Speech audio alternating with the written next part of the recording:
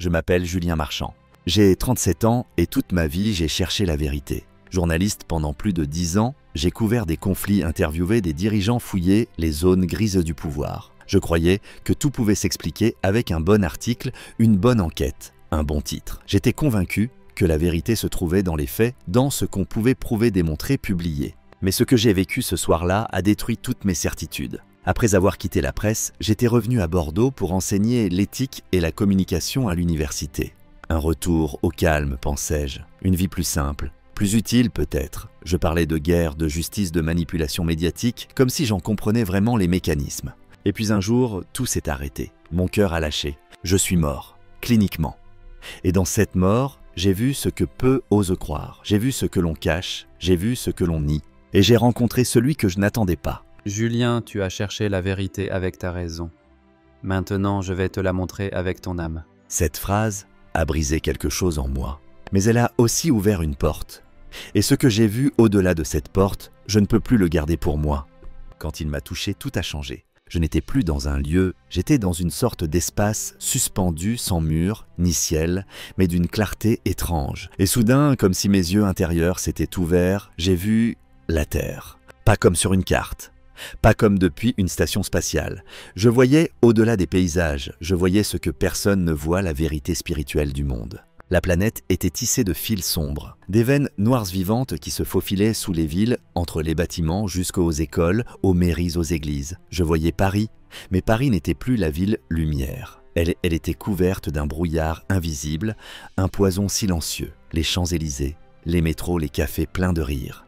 Mais derrière chaque rire, une chaîne, une servitude moderne. Je voyais les gouvernements promettre la paix, alors que leur cœur battait pour le contrôle. Je voyais des journalistes, des collègues diffuser des récits tronqués, pensant faire leur métier, alors qu'ils servaient une mécanique de peur. Et pire encore, je voyais les églises, les temples, les lieux de foi. Certains brillaient encore timidement, mais beaucoup étaient devenus des coquilles vides, des centres culturels habillés de croix, des sermons lissés édulcorés pour ne pas heurter, des prières qui n'atteignaient plus le ciel. J'ai senti une douleur dans mon âme, une brûlure douce mais profonde. Je comprenais que ce que je voyais n'était pas symbolique, c'était réel, spirituellement tangible. Et puis la voix du Seigneur est revenue, claire, douce, mais tranchante comme la lumière elle-même. Vois, Julien. Le monde ne s'écroule pas par l'absence de structure, mais par l'absence de vérité. Ils ont changé la lumière contre le confort, la prière contre le divertissement. J'ai vu ensuite des gens, des millions, vivre dans l'illusion, scrollant leur téléphone, riant dans des bars, travaillant dur courant après des objectifs vides. Certains portaient une croix autour du cou, d'autres citaient des versets bibliques sur les réseaux sociaux. Mais leur cœur était ailleurs. Ils étaient enchaînés sans le savoir. Dans un café de Lyon, un couple discutait politique. Le ton montait, des mots durs, des insultes, et derrière eux, invisible, un fil noir s'enroulait autour de leur cou se resserrant à chaque parole. J'ai vu des jeunes dans les écoles françaises se moquer des croyants, rire de Dieu, rire de tout. Ils n'étaient pas mauvais, seulement vides. Personne ne leur avait jamais parlé de la sainteté du pardon, de la vraie espérance. À Marseille, un homme seul dans son appartement regardait des vidéos toute la nuit. À Lille, une adolescente pleurait dans sa chambre abandonnée par ses parents trop occupés à réussir. À Nantes, un homme d'affaires assistait à la messe le dimanche mais trompait sa femme le lundi. Partout, la foi était devenue une décoration, un agenda de week-end, pas une vie, pas une relation. Et moi, je me suis vu aussi, moi Julien, l'ancien journaliste, le prof. Je n'étais pas différent. J'avais mis la vérité dans les faits, dans les reportages, mais j'avais oublié que la vérité est une personne. J'ai pleuré, pas avec des larmes physiques, mais quelque chose en moi s'est effondré. Je ne suis pas venu pour une religion. Je suis venu pour ton cœur. Et comme toi, beaucoup m'ont échangé contre des idées, des idoles modernes, mais mon amour n'a pas changé. Puis j'ai vu les systèmes, les banques, les réseaux sociaux, les gouvernements, même les ONG. Derrière chaque façade respectable, je voyais des entités invisibles manipuler, détourner, anesthésier les consciences. Pas toujours par méchanceté, mais par stratégie. Le monde n'était pas seulement perdu. Il était programmé pour s'éloigner de Dieu. Et les gens obéissaient, en silence, sans se poser de questions. Ils ne voient pas les chaînes parce qu'elles sont faites d'habitude, d'écran, de peur, Mais je suis celui qui délie, celui qui sauve, celui qui appelle encore. Et j'ai compris, le problème du monde n'était pas politique, ni climatique, ni économique. Le problème, c'est qu'il a oublié son créateur. Le monde moderne me faisait penser à un avion qui survole la tempête sans savoir que son moteur est en feu. Et moi, suspendu dans ce monde spirituel, je savais que le crash était proche. Mais ce que j'allais voir ensuite serait encore plus violent, plus brutal, plus réel que tout ce que j'avais vécu jusque-là. Et rien, vraiment rien ne pouvait m'y préparer. Et puis la lumière a changé. Comme un rideau qu'ont tiré, le monde s'est transformé sous mes yeux. Ce n'était plus une vision de corruption invisible. C'était la violence nue, crue, une réalité qui déchirait tout ce que je croyais stable. J'étais suspendu au-dessus de la planète et soudain, j'ai vu le feu. Une explosion, loin, peut-être en Asie, peut-être au Moyen-Orient, impossible à dire. Un drone, une frappe, un assassinat diplomatique, peu importe. Le point d'allumage était minuscule, mais les conséquences, dévastatrices. Des lignes rouges ont été franchies. Des alliances anciennes se sont figées. Les regards entre les dirigeants sont devenus des lames. Washington, Moscou, Pékin, Bruxelles. Des salles de crise pleines d'écrans et d'hommes au visage tendu. Des généraux crispés, des présidents hésitants. Puis, la décision, le point de non-retour. Les chaînes d'information ont commencé à s'agiter. Attaque confirmée, riposte immédiate, état d'urgence. Et le monde s'est mis à trembler. J'ai vu les foules paniquer. À Paris, les supermarchés ont été pris d'assaut. Des parents se tiraient leurs enfants par la main, courant entre les rayons vides. À Londres, des files interminables devant les stations-service. À New York, des gens pleuraient dans le métro, leur téléphone en main, cherchant du réseau. Des bombes tombaient, pas encore nucléaires, mais précises, silencieuses, mortelles. J'ai vu la défense en feu, des tours s'effondrer. Le périphérique bloqué par des voitures abandonnées. À Berlin, des quartiers entiers plongés dans le noir. À Rome, des incendies incontrôlables. À Tokyo, des trains déraillés, des visages figés par la terreur. Mais ce n'était que le début. Les chaînes d'approvisionnement se sont arrêtées. Plus de livraison, plus de transport. En 3 jours, les rayons étaient vides. En 1 semaine, le chaos. Les voisins s'épiaient, les amis devenaient ennemis. J'ai vu une mère, en banlieue lyonnaise, poignarder un homme pour un bidon de jeu. J'ai vu des enfants fouillés dans les poubelles. J'ai vu des hôpitaux sans électricité, des infirmiers pleurer face à des patients qu'ils ne pouvaient plus sauver. Les réseaux sociaux, un champ de ruines numériques. Des rumeurs, des fake news, des appels à la révolte, des vidéos de pillage, de lynchage. Et les hashtags « Chiche, prière pour la paix »,« Troisième guerre », « Où est Dieu ?» Je voulais crier, mais je n'étais qu'un témoin, un esprit errant entre les dimensions. Et mon cœur, ou ce qu'il en restait, se brisait à chaque image. Et là, au milieu de tout ça, Jésus était encore là, silencieux, mais présent.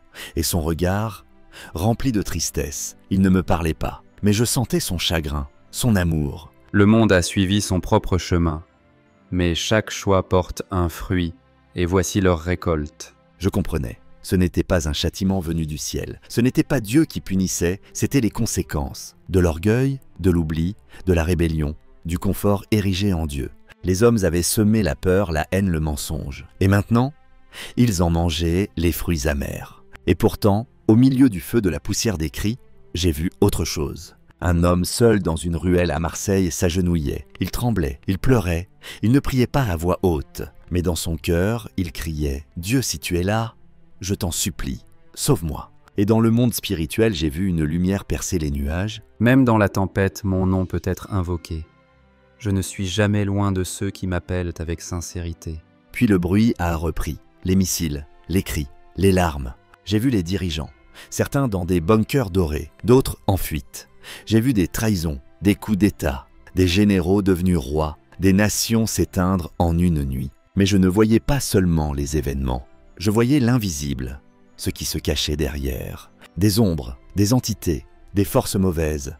Elles se réjouissaient, elles dansaient au-dessus des ruines. Et elles préparaient quelque chose de pire encore. La guerre n'était qu'un prétexte, un tremblement avant le grand effondrement. Et j'ai su que l'enfer n'était pas un mythe, il était en marche. Mais ce que Jésus allait me montrer ensuite allait bouleverser tout ce que je croyais savoir sur le bien le mal et ce combat que nous vivons tous sans même en être conscients. Après les bombes, après les cris, après le sang, le silence est revenu. Mais ce n'était pas un silence de paix, c'était un silence tendu, électrique, presque sacré. Et soudain, tout a changé. La scène terrestre s'est dissipée comme de la fumée.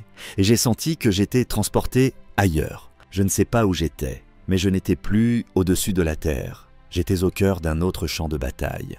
Invisible, éternel, le ciel s'est ouvert comme une mer déchirée et devant moi, j'ai vu l'impensable. 2 armées, pas humaines, pas de tanks, pas de drapeaux, mais des êtres de lumière, des êtres de ténèbres, des formes majestueuses et terrifiantes, toutes faites de feux d'éclairs, de pure énergie. C'était magnifique et terrifiant à la fois. Les anges, je les voyais enfin.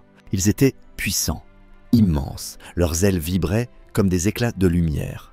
Ils portaient des épées qui brillaient non pas pour tuer, mais pour révéler. À chaque coup qu'ils donnaient, l'atmosphère elle-même semblait chanter. Et face à eux, des horreurs, des créatures rampantes difformes, des bêtes faites d'ombre de haine pure. Leur ricanement éteint comme des ongles sur l'âme. Leur souffle était poison.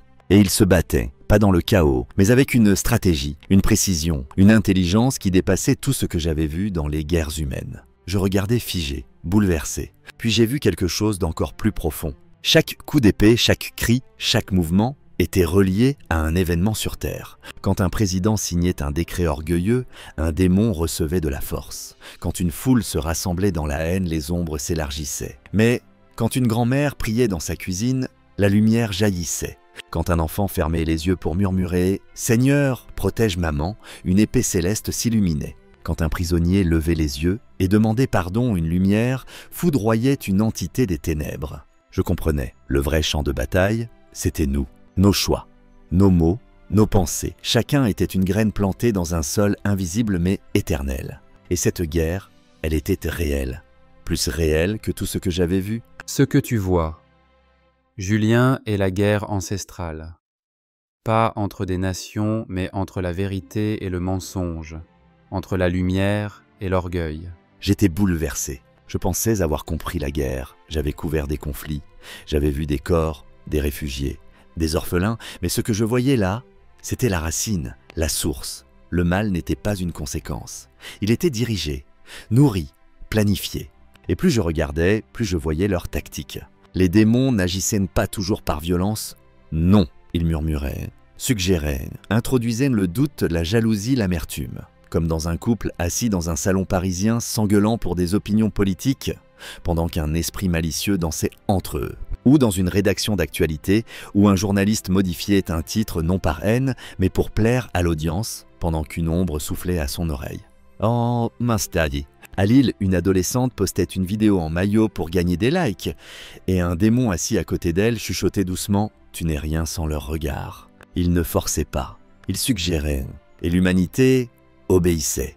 Ils ne contrôlent pas, ils corrompent, et parfois la corruption est plus dangereuse que la force. Je me sentais impuissant. J'avais envie de hurler, de dire aux gens « Réveillez-vous, vous êtes utilisés, vous êtes précieux », mais ils ne m'entendaient pas. Ils riaient, ils consommaient, ils s'indignaient à moitié, puis passaient à autre chose. Et les anges continuaient de se battre. Puis j'ai vu quelque chose de magnifique. Des lumières, petites mais puissantes. Des groupes de personnes éparpillées partout sur la terre, dans des caves à Lyon, dans une grange en Bretagne, dans une ruelle à Abidjan, dans un coin d'appartement à Montréal. Ils priaient, ils chantaient les mains levées, les larmes aux yeux. Ils lisaient la Bible, partageaient le peu qu'ils avaient, et leurs prières montaient comme des flèches. À chaque prière, on dit « Mamassia », un démon reculait. À chaque adoration sincère, une épée angélique s'embrasait. Leur foi est leur armure, leur adoration est leur arme. Tu vois pourquoi je les aime. Je ne pouvais retenir mes larmes. Ces gens, invisibles au monde, moqués par les médias, rejetés même parfois par leurs proches, étaient les véritables résistants. Leur guerre était silencieuse, mais elle pesait plus que toutes les armées réunies. Et moi qui avais passé ma vie à écrire sur le visible, je réalisais enfin que le visible n'était qu'un masque, une façade, un théâtre. Le vrai combat se joue ailleurs. Et tout allait bientôt atteindre son point de rupture. Mais ce que je n'avais pas encore vu, c'était l'arrivée de celui que les ténèbres préparaient depuis longtemps. un homme, un roi, un faux sauveur. Et il allait se présenter au monde comme une réponse. Et puis, je l'ai vu, d'abord une silhouette, puis une voix, un visage. Il n'était pas effrayant, pas monstrueux. Au contraire, il était beau, charismatique, séduisant. Chaque mot qu'il prononçait semblait apporter du calme, une solution, une issue. Il apparaissait sur les écrans, les réseaux sociaux, les murs en ruine des villes bombardées. Il parlait au peuple fatigué, aux mères épuisées, aux jeunes désespérés. Et ils l'écoutaient et ils y croyaient. Son message unité, paix, reconstruction. Il disait « Le monde a souffert. Il est temps de se rassembler. Il est temps d'oublier nos différences. Je ne suis pas ici pour gouverner, mais pour guérir. » Et le monde lui a ouvert les bras. Des foules ont commencé à l'acclamer. Des chefs d'État, ce qu'il en restait, ont signé des accords avec lui. Des prix Nobel ont salué sa vision. Des pasteurs l'ont appelé « l'homme envoyé pour panser nos blessures ». Des imams, des rabbins, des philosophes, des athées, tous ont reconnu son génie. Mais moi, je sentais quelque chose. Derrière sa voix douce, une vibration étrange, une pulsation froide, quelque chose d'artificiel, un faux rythme, comme une paix qui ne vient pas du ciel, mais d'un laboratoire. Et alors Jésus m'a parlé, calmement, mais fermement. Il ne vient pas pour servir. Il vient pour posséder. Il ne demandera pas ton amour. Il exigera ta loyauté. Il ne s'est pas déclaré roi, pas tout de suite. Il s'est d'abord déclaré facilitateur du monde nouveau. Il a proposé un système, une solution technologique pour que plus jamais personne ne manque de nourriture, d'autres soins, un système sûr, efficace, équitable. Il l'a appelé le sceau d'unité. Un petit implant, une puce, à insérer dans la main droite ou sur le front. Avec ce sceau, on pouvait acheter, vendre, voyager, accéder aux soins, sans en être bloqué, exclu, invisible. Au début, les gens ont applaudi. Ils se sentaient protégés, enfin identifiés, plus de papiers à perdre, plus de vols d'identité. Des affiches sont apparues dans les rues. Un seul monde, un seul code. Des influenceurs ont filmé leur pose de puce en direct, regardez, ça ne fait même pas mal. Mais rapidement, ceux qui refusaient ont été étiquetés comme obstacles à la paix. J'ai vu une famille à Clermont-Ferrand être arrêtée à l'aube. Ils priaient, ils refusaient le sceau. Les voisins les ont dénoncés. En pleurant, « Je n'ai pas le choix », disait une femme en fermant ses volets. J'ai vu un pasteur à Abidjan être traîné hors de son église, ses mains levées, ses enfants hurlant derrière lui. Il avait prêché contre le sceau, son crime fidélité à Jésus. Et dans le monde spirituel, les démons dansaient. Ce n'était plus une guerre, c'était une conquête, silencieuse, technologique, mondiale. Et le faux sauveur souriait. Ceux Hux qui m'aiment entendront ma voix, et ils diront non, même si cela doit leur coûter la vie. Les églises se sont divisées. Celles qui étaient déjà compromises sont devenues des relais du système. On y prêchait la soumission, la tolérance absolue, la fusion des croyances. Le nom de Jésus était encore mentionné, mais sans puissance, sans croix, sans sainteté. Les autres, les vrais, ont disparu des radars. Ils se sont cachés, ont fui, se sont réunis dans des parkings souterrains, des fermes abandonnées, des combles poussiéreux. Mais leur foi brûlait comme un feu. J'ai vu des jeunes tatoués tremblants prier dans des caves. J'ai vu des vieillards épuisés chanter des cantiques à voix basse dans une forêt. J'ai vu une petite fille, 8 ans, lire un verset à sa mère avant qu'elle ne soit arrêtée. Et Jésus pleurait, pas de tristesse, mais de tendresse, de fierté. Ils sont mon église, mon épouse, mon trésor, et je viens pour eux. Mais le faux roi ne supportait pas la résistance. Il a ordonné des rafles. Il a mobilisé l'intelligence artificielle, les drones, les données biométriques. Il a mis un prix sur les têtes des non-marqués. Et moi, je regardais, brisé. Je savais ce qui allait venir. Le sang, les chaînes, le silence et la gloire. Car ce que j'allais voir ensuite, ce serait le témoignage le plus puissant de l'amour. Un amour prêt à mourir. Le ciel s'était assombri. Pas à cause des nuages, mais à cause de ce qui allait suivre. Ce que je m'apprêtais à voir n'était pas une guerre, ni un soulèvement, ni même une révolution. C'était un sacrifice, silencieux, caché, mais si puissant qu'il faisait trembler les ténèbres. Ils étaient peu, dispersés, traqués, sans armes, sans pouvoir, sans refuge. Mais ils avaient quelque chose qu'aucun drone, aucune IA, aucune milice ne pouvait effacer la foi. Ils refusaient le sceau, refusaient de plier le genou devant le nouvel ordre, refusaient de renier Jésus même sous la menace. Et pour cela, ils étaient pourchassés. J'ai vu une famille dans la campagne normande. Réveillée à l'aube, une mère, un père, 2 enfants. Le plus jeune avait 6 ans. Le père a levé les mains sans résister. Il a dit simplement « Nous appartenons à Jésus ». on les a traînés dehors. On leur a proposé une dernière fois « Prenez le seau et repartez libres ». Ils ont regardé leurs enfants, puis le ciel, et ils ont répondu « Non ». Et alors, la violence s'est abattue. Pas rapide, pas propre, brutale, méthodique. J'ai vu une jeune fille à Montpellier, seule, emmenée dans un centre de rééducation.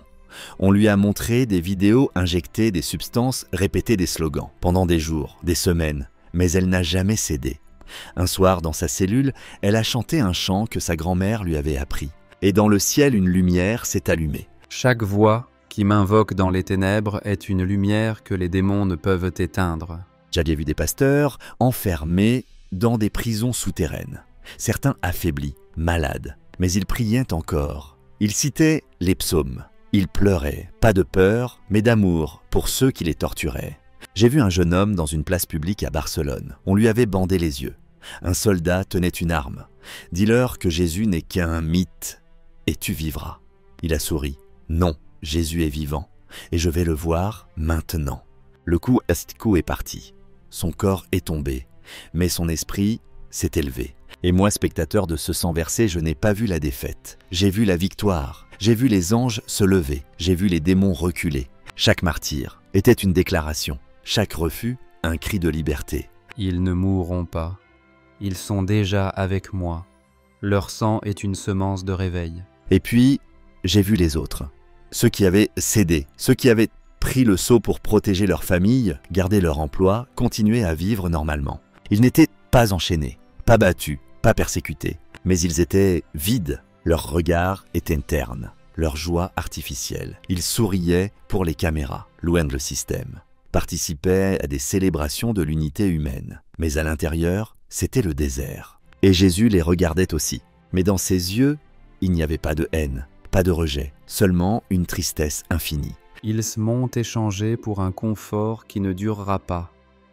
Mais s'ils reviennent même dans le dernier souffle, je les accueillerai. Un vieux couple dans un sous-sol à Bruxelles chantant à deux voix malgré les sirènes. Un enfant récitant Jean 3,16 dans une école clandestine au Sénégal. Une femme agenouillée sur un sol froid tenant la main d'un mourant chuchotant « Il t'aime, il t'a toujours aimé ». Et à chaque acte, chaque mot, chaque souffle, le ciel répondait. Des miracles se produisaient, des portes qui refusaient de s'ouvrir, des drones qui tombaient en panne, des soldats aveuglés, des maladies guéries sans explication, pas pour impressionner, mais pour fortifier, pour témoigner que Dieu n'avait pas abandonné les siens. Et moi, Julien, moi qui avais vécu dans le confort de la connaissance, dans l'orgueil des certitudes, je voulais me jeter à genoux. Je voulais être avec eux, marcher avec eux, périr avec eux, car eux avaient compris. Si en est compris. La véritable vie ne commence pas avec la respiration, elle commence avec la foi. Et je savais maintenant que le temps était court, que l'ultime confrontation approchait.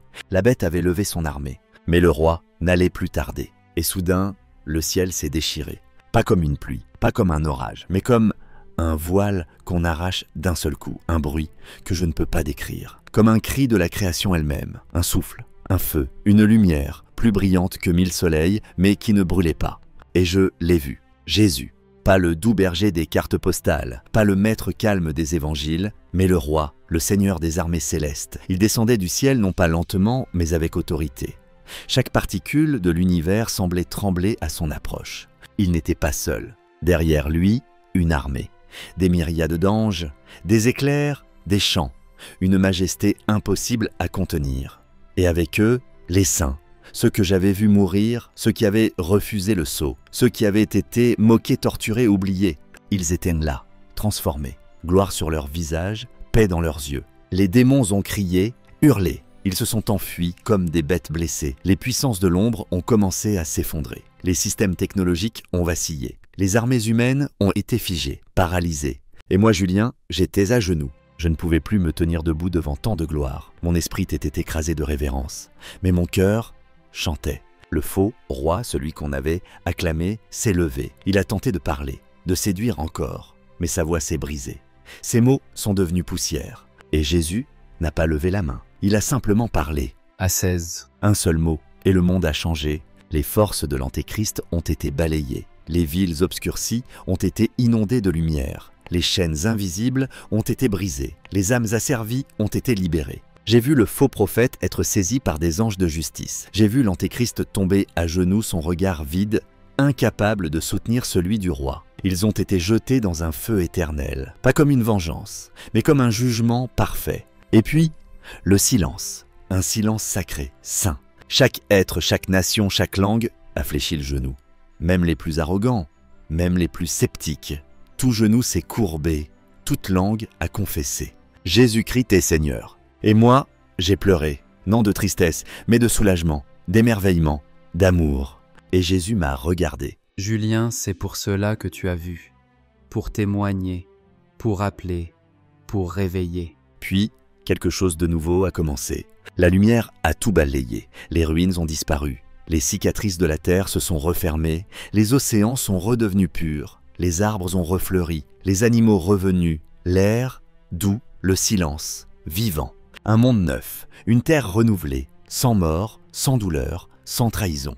J'ai vu les enfants courir sans peur, les vieillards chanter avec force. J'ai vu les nations réconciliées, les peuples en paix, pas à cause d'un traité, mais à cause d'un cœur changé. Et Jésus au centre, son trône, sa lumière, sa présence palpable, accessible, aimante. Voici, je fais toutes choses nouvelles. La première chose est passée. Maintenant commence la vie. Je n'étais plus un spectateur. Je marchais au milieu d'eux. Je reconnaissais certains visages. L'homme de Marseille, la fille de Montpellier, le pasteur d'Abidjan. Ils étaient là, vêtus de gloire, rajeunis, rayonnants.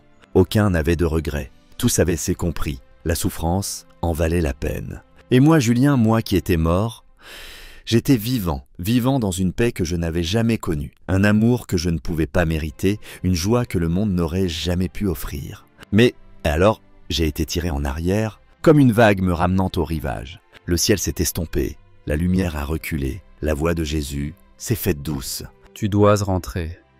Ce que tu as vu doit être dit, car beaucoup dorment, et je les aime trop pour les laisser dans l'obscurité. Et je me suis réveillé dans un lit d'hôpital, le cœur battant, les yeux pleins de larmes, mais l'âme en feu, car je savais que rien ne serait plus jamais comme avant. Si tu es encore là à écouter ces derniers mots, alors ce message t'était destiné. Ce que j'ai vu n'était pas un rêve, c'était un avertissement. Un miroir tendu vers notre monde, un monde qui s'effondre à petit feu pendant que nous faisons semblant que tout va bien. Ce n'est pas une histoire pour faire peur, c'est une histoire pour réveiller, pour rappeler que la vérité ne se trouve pas dans le confort, mais dans le courage, et que le temps qu'il nous reste est plus court qu'on ne le croit. Alors si tu ressens au fond de toi que ce que j'ai dit est réel, que quelque chose ne tourne pas rond dans ce monde, n'ignore pas ce signal. Abonne-toi à cette chaîne, laisse un commentaire pour me dire ce que tu ressens, et partage cette vidéo à quelqu'un qui a besoin d'entendre ça. Parce que parfois un simple témoignage peut sauver une vie. Merci de m'avoir écouté et reste éveillé, ce n'est que le début.